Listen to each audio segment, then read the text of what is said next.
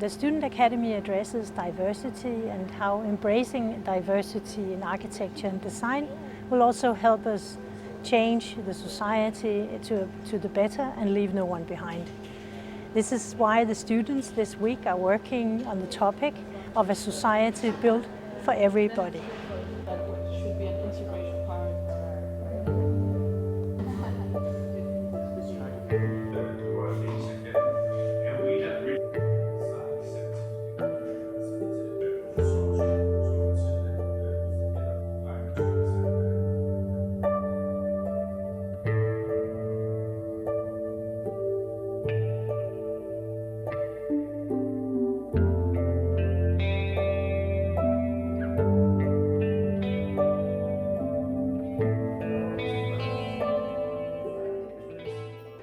The beginning of the Student Academy is lectures and workshops where the students get inspiration and insight into the theme, a society for everybody, and they will get to know a lot about universal design and inclusion.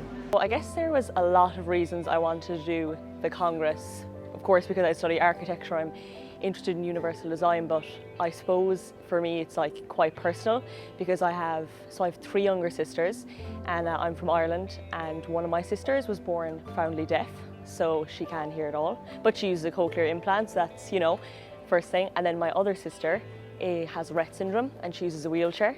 I guess I just wanted to meet other like-minded people and people who are interested in the topic, and hopefully I can bring it forward to make it a better place for my family.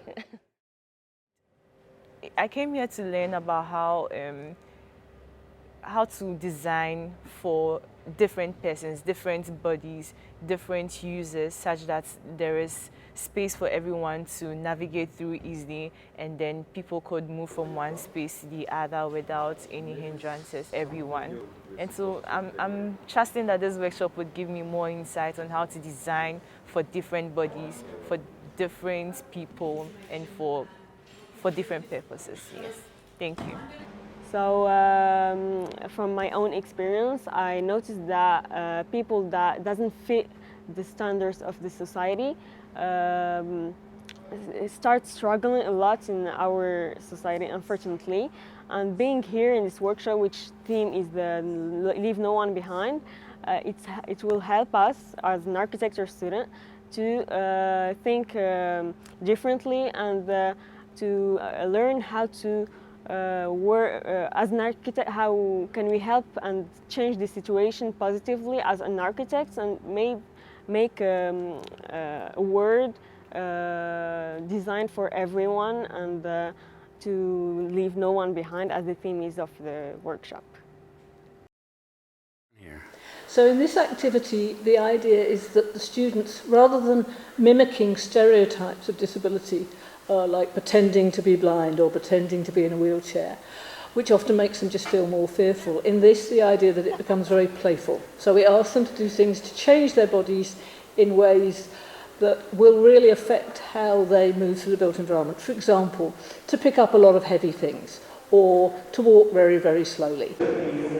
In these workshops, we're looking at how you might design in a non-visual way, so very much about how you might use descriptive language to design a space and an environment before you even start with visuals. So it really helps participants think about who's excluded from spaces and how human interaction, touch, sound, acoustics is actually really important, as well as visuals. So it's really about beginning to understand how you might read a space without using your eyesight, about using that part of your brain, and how you might understand to put sort of markers and textures and contrast and acoustics into the space in a very different way that actually works for everybody. Pointen med at have folk med, der rent faktisk har handicaps, er jo, at man får et lidt andet perspektiv på det. Nu har jeg jo været med til nogle af de her workshops, og det er jo meget klart, at rigtig mange af de her arkitekter er vant til at tænke meget konkret og meget løsningsorienteret, og det er meget praktisk. Og det er helt klart også en del af det, men mange af de her ting, som man går med, når man har et handicap, er jo ikke kun det praktiske. Der er også det sociale, og der er også sådan ikke alle de negative ting. Altså det bliver meget hurtigt problembaseret. The terrace is wooden, but you can see that this dog is on a terrace. See how to use these stacks to maybe represent the... And the short action. So everyone had his own premises, and when we did the workshop, we found some problems how we can felt our afternoon and travel because the main goals is we have our own method.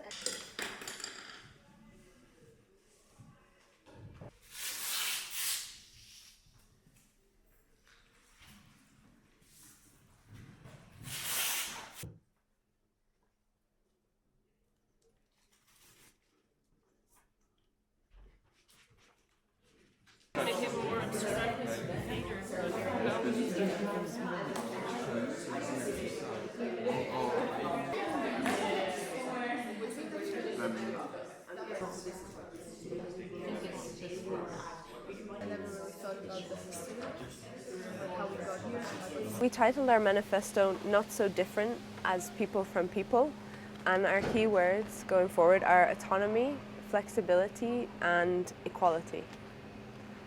So we decided to go with distortion, so to actually build a society that's for everybody, because distortion allows us to stretch time and space, and we can be more flexible to fit everyone.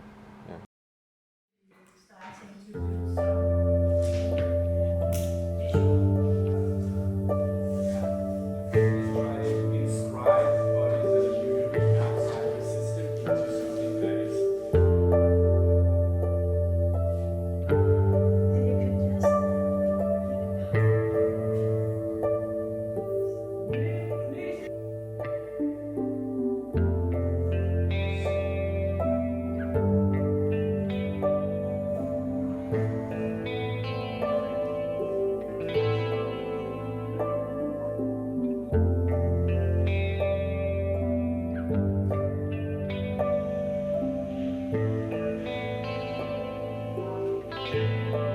It's new to a lot of the students that they don't have to design a specific product.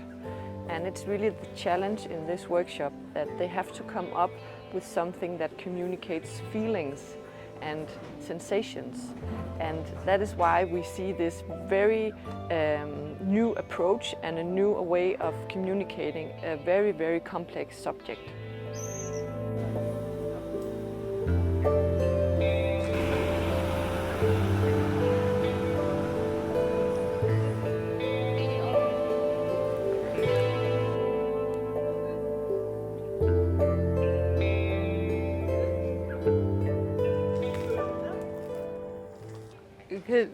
Det jeg tager med mig herfra, det er det her tætte samarbejde med andre arkitektstuderende.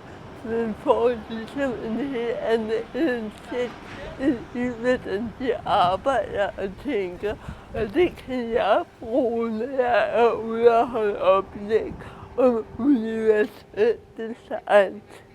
Derudover til det også ret spændende at finde ud af, hvordan universelt design har forskellige definitioner i forskellige lande. Så jeg har virkelig lært en masse af at være med i det her projekt. We want you to start designing something that responds to what research you did. So you may want to consider continuing your research just a little bit, or you may want to go straight to designing. Just be sure that you're aware of potential blind spots that were pointed out in just the feedback you received here. I think it'll give you 25 minutes.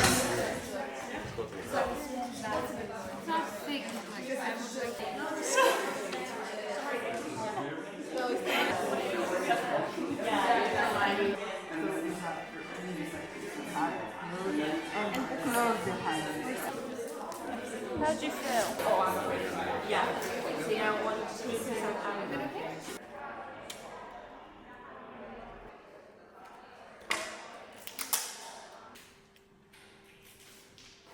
You can also like direct it from the other way. Sit down there.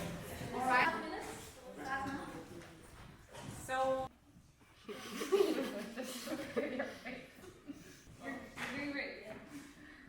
Okay, how does it feel?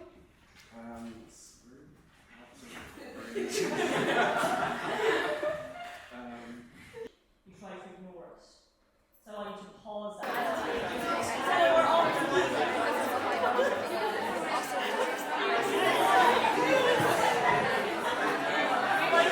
An experience that you're taking with you from this workshop. Take a moment and think about what you're taking with you. And once you've done that, open your eyes and turn to your teammates and say, thank you very much for being good sports. Ida and I would also like to say, tack fighting, thank you so much. Thank you very much.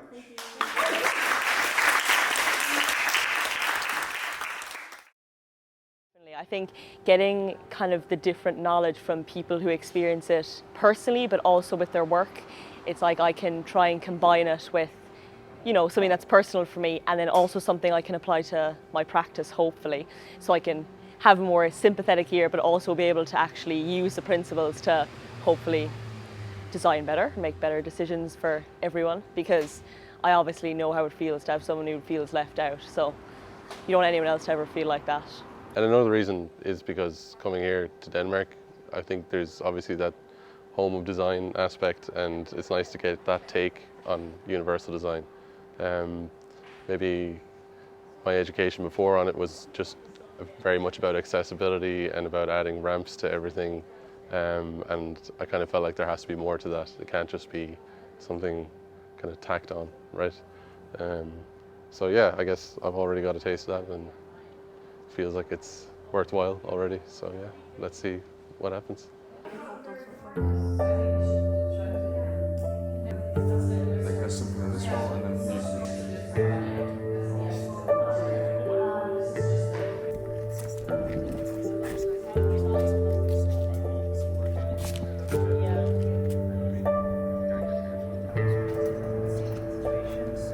Yeah, they cannot promise that we can.